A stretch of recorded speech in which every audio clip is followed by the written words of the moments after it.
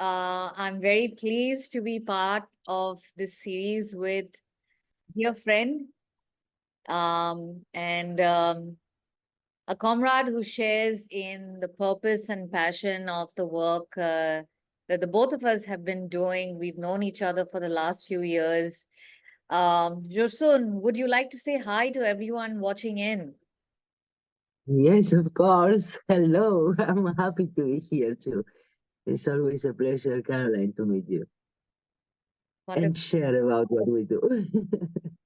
Absolutely. And to give everyone a context, we started this series because, we have been rediscovering our friendship and the relationship that we carry inside of ourselves regarding working with communities. We've already, curated one episode ahead of this one. But today, the spotlight is on you, my dear. So welcome. And if you would like to tell everyone a bit about yourself, because you are very multi-talented and you have a lot of gifts actually. And while you shared with me, I can introduce people through that. I felt it doesn't do a great service to the work that you do. So you did say, let me just scroll through. You have asked to introduce you as a professional dreamer. I love that. Traveler and founder of SeneGuineGambia. Is that is that right? Yeah, SeneGuineGambia. Yeah, SeneGuineGambia, a network of school communities in West Africa. So, exactly. before we actually get into the organization, what would help is a bit of context about you and, Yeah.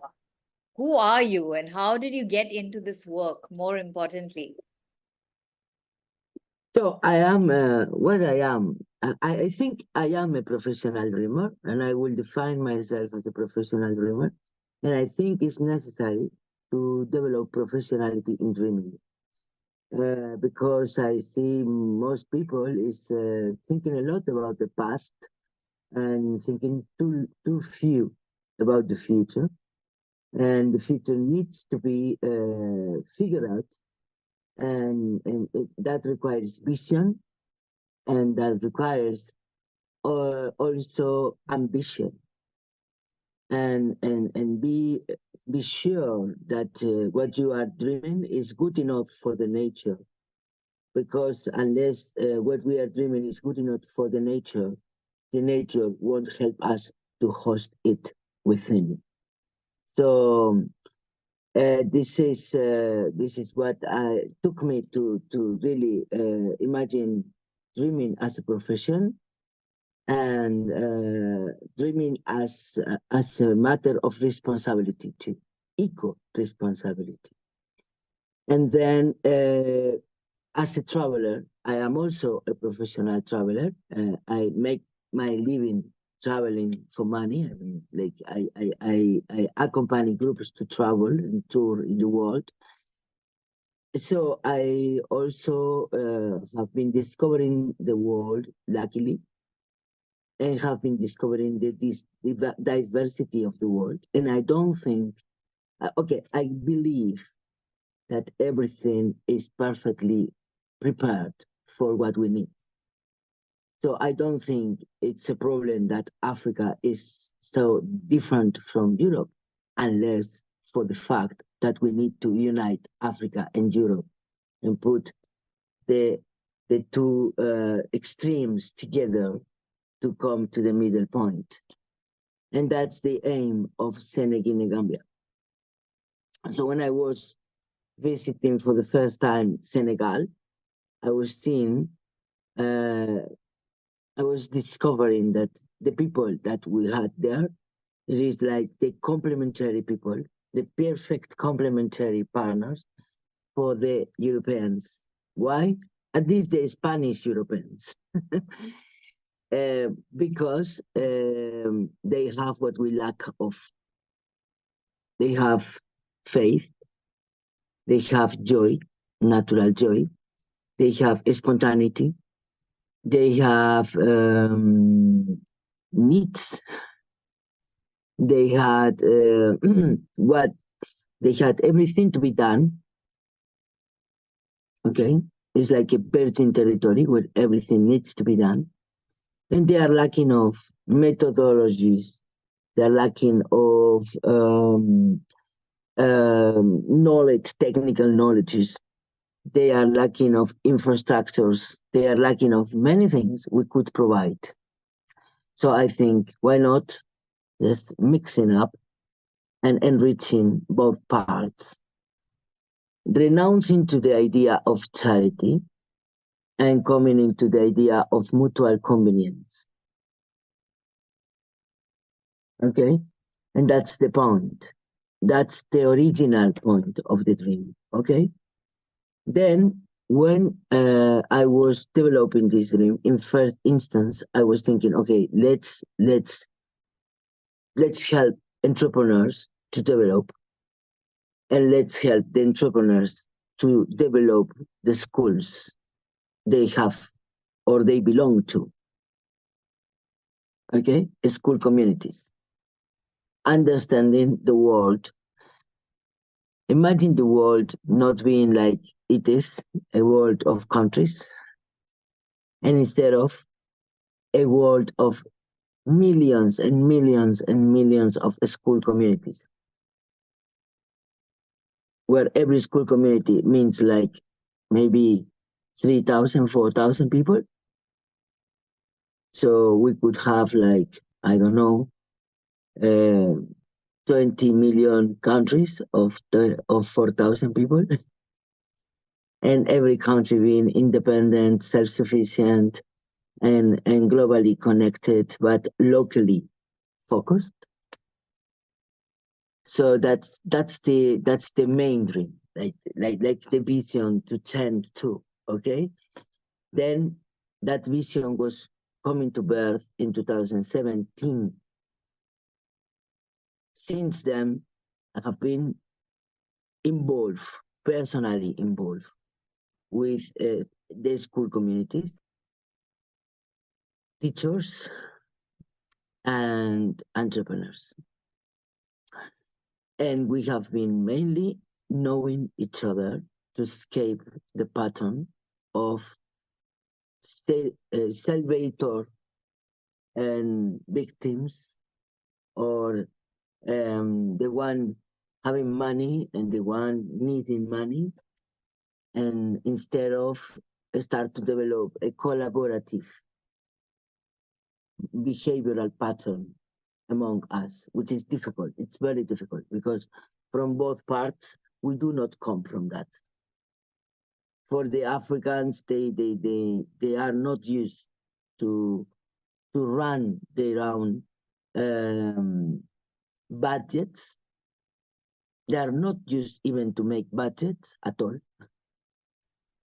And for the Europeans, they are not used to simply let the others think and do.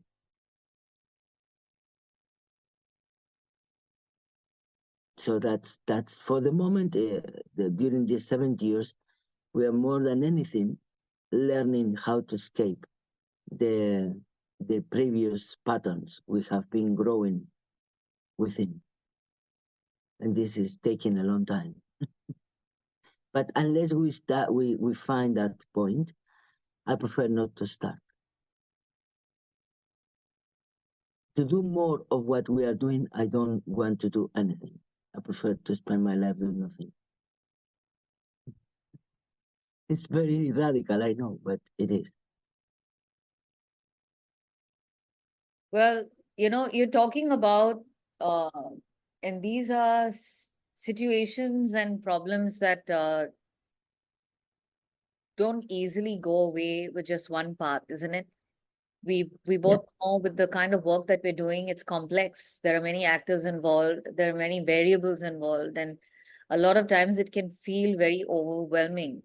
But I love what you said, because I think placing importance on building the systems, a systemic approach, while also trying to, in many ways, whittle down into making smaller communities and focus so that the value is a lot more contained. Delivery, collaboration might feel, in a sense, easier to facilitate. So I love the thinking behind the project. Would you like to tell us, you've been in this path for some time now, you have been working with communities. I also noticed that you mentioned sports and arts as a part of these kind of projects. So what is your perspective on that, and how do you see value bringing those aspects into the work that you're doing? Mhm. Well, the thing is that the experiences I have been going through were taking me to sports and arts as the keys to develop the network. Why? Because first of all, the area in which I am involved, I mean, Africa is huge.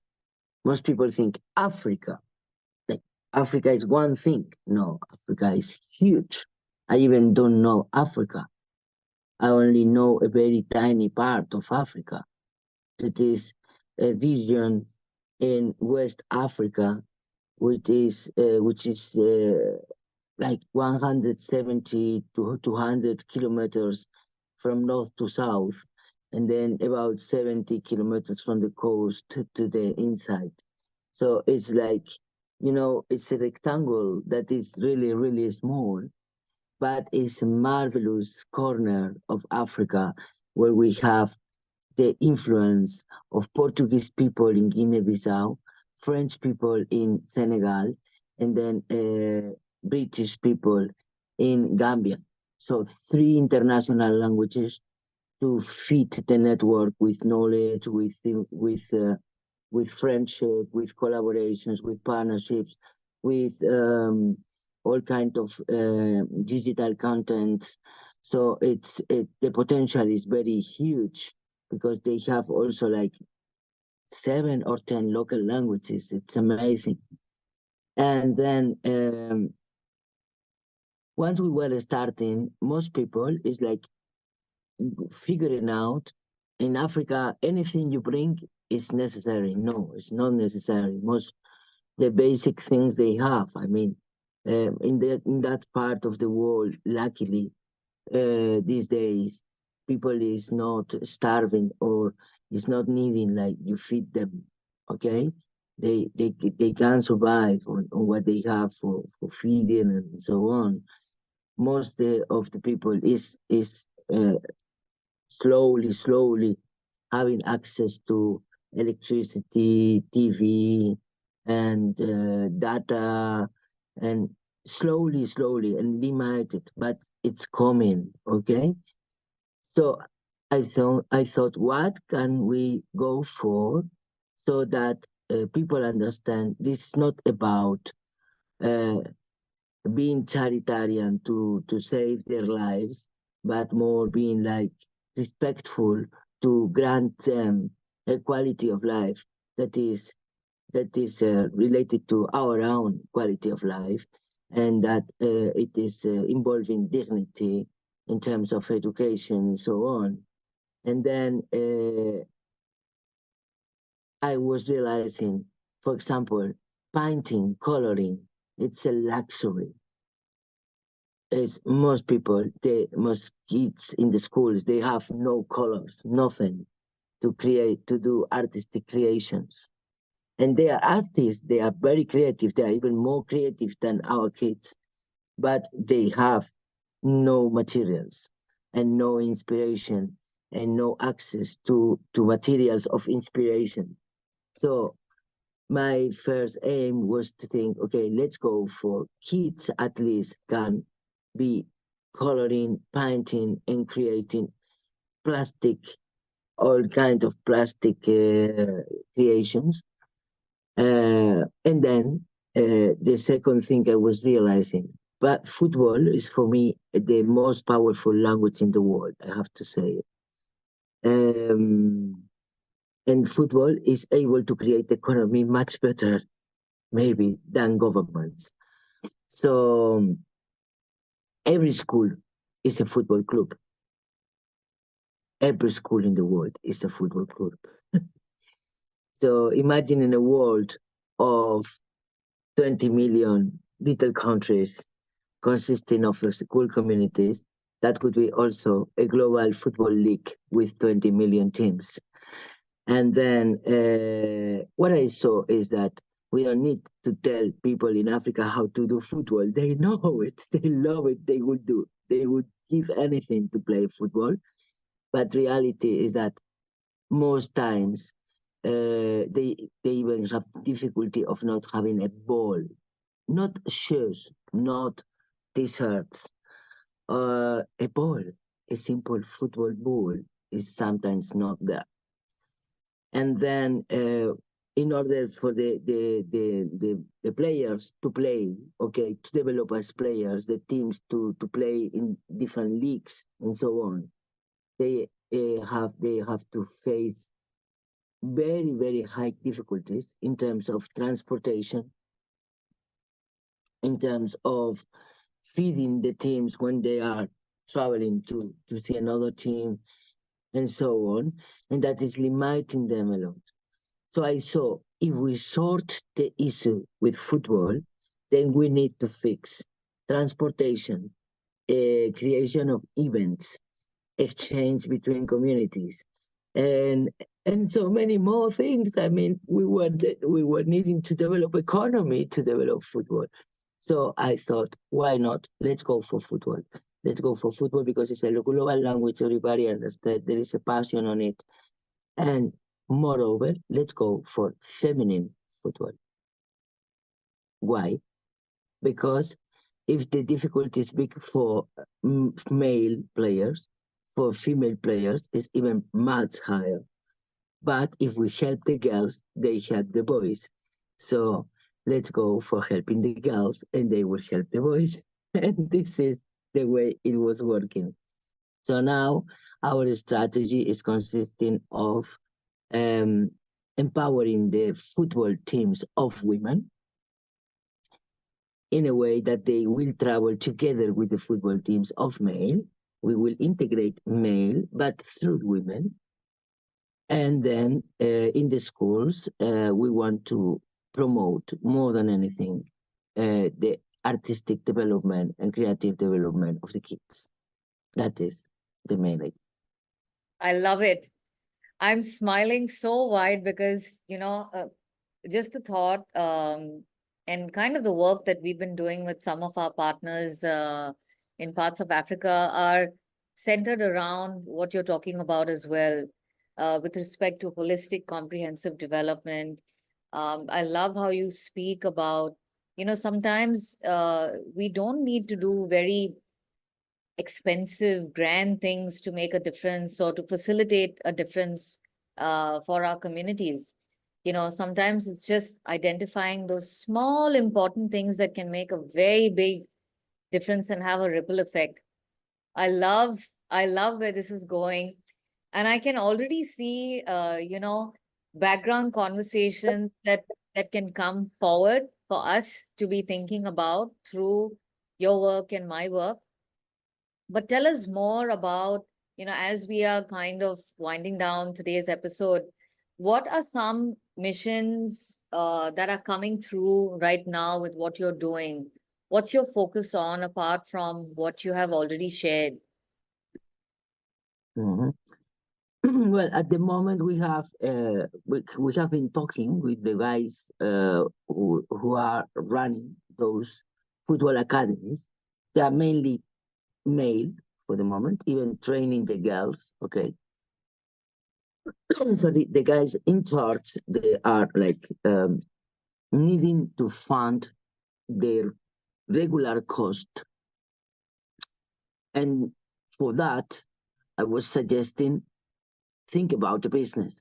I will help you have your own business so that the business will produce regular income I don't want you to be needing every month, go for something, go for someone, call for help.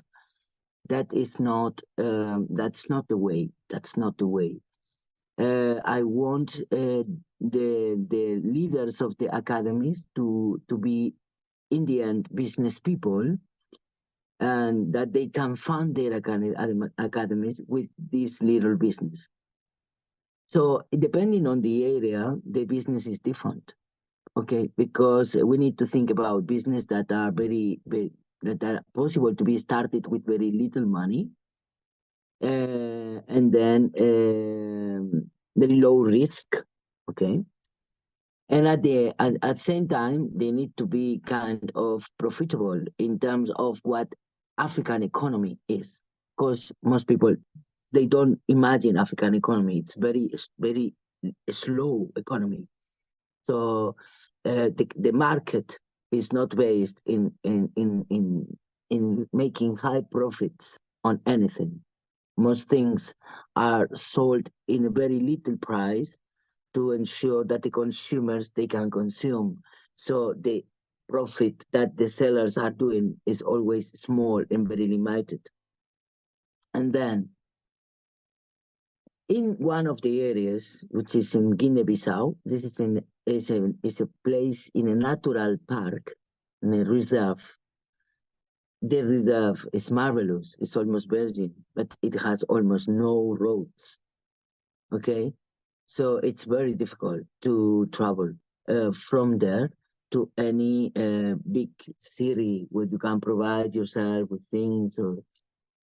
So Landing, which is the leader of the academy, he told us in that area the best possible business is to have a motorbike that can be used as a taxi, as a fast transportation system.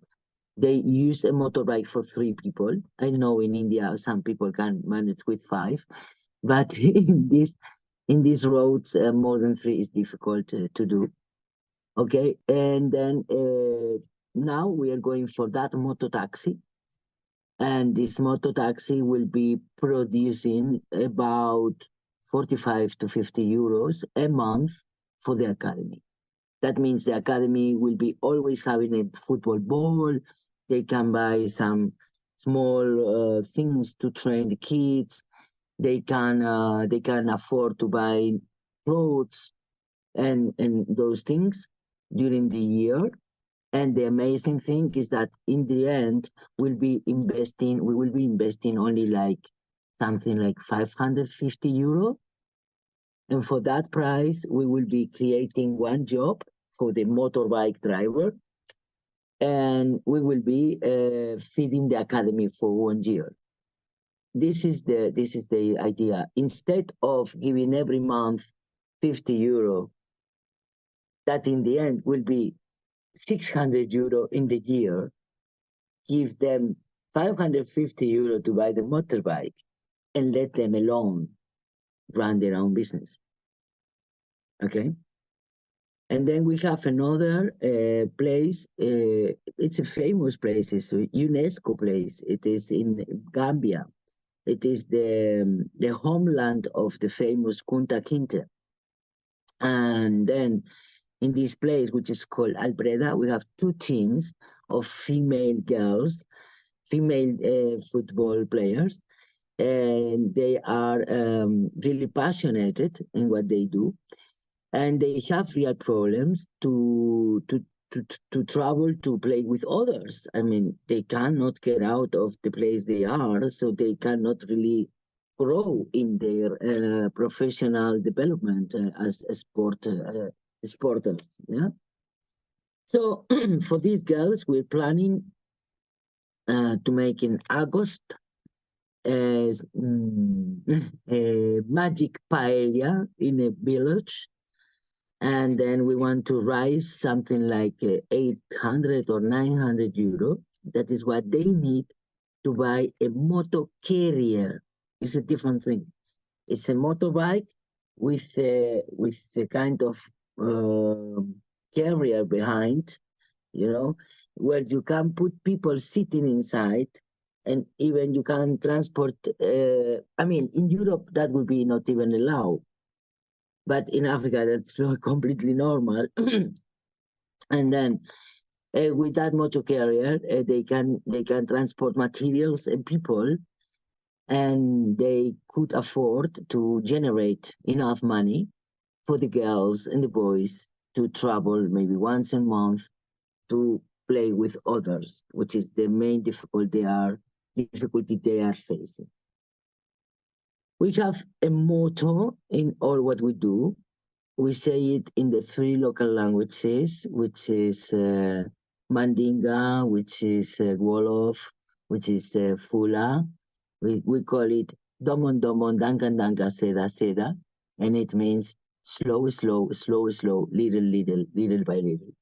Okay, and so first of all, when we have these two motorbikes, we will see if the business is really running, okay, because it's necessary to test it.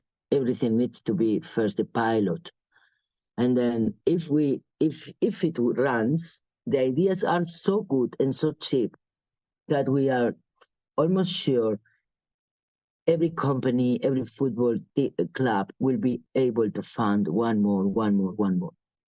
Okay, because it's very easy to sponsor that. It's very, very easy. It's about 550 euro and maybe 900 euro. And the third idea is a car. Because transportation in Africa is an issue, it's very difficult. So we are also having a car that we bought in the last expedition, and the car now is working as a taxi in the area of near Banjul. It's a city called Sanyam, and that is Gambia again. And then this car will be producing, hopefully, every month some 200 euro back.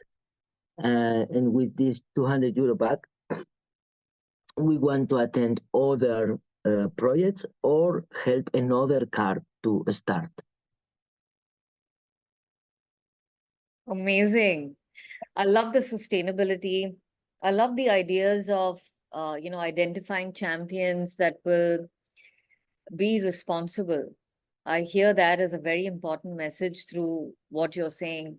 The ability to take responsibility, be, accountable for what is coming in through that project and how it can sustain. These are very powerful tenets. Um, and I see a lot of merit because there's hope in it. There's inspired action. There is ambition, not just in those small steps, but beyond that, because this can be replicated. It can be scaled, beyond just one tiny community. So I love the work that you're doing, and I'm so happy that I got to learn more about these in a lot more depth and dimension through today's episode. Tell us how our viewers watching in, because they're going to be on YouTube, on LinkedIn, how can they reach you to know more about the work that you are facilitating, Josune? Well, this is when we edit the video, we will put here my email, and this is JOSUNEMV at hotmail.com. Okay, they can find me also in LinkedIn as GMV. My initials is TMV, Josune Mone Obiloria, but they have a second meaning now. During the time I'm developing this, I call it Joy, Mission, and Vision. It is the mission and Oh, vision of joy. I love that. Because wherever is joy, wherever you see joy, you see health. Mm. There's no way to see health without joy, and you won't see sickness also with joy. Normally, where is sickness, there is lack of joy. Yeah. So for me, the best way to tend into global health is to attach ourselves to inner joy. And then this is If you search for Joy, Mission, Vision, then you will find me. And it's WhatsApp. I will put it here too. I mean, so like it's easy to reach me.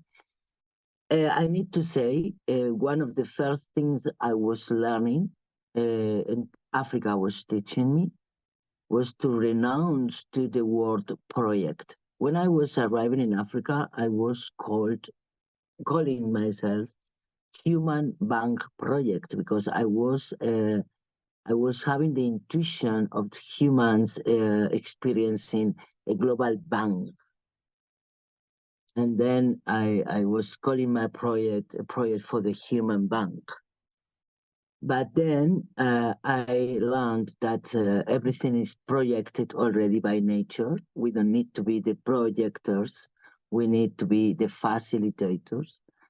And we need to be more the missioners and commissioners and do things like in our size, small size, while we know that the big size is already planned and watched by the universe, so we don't need to worry.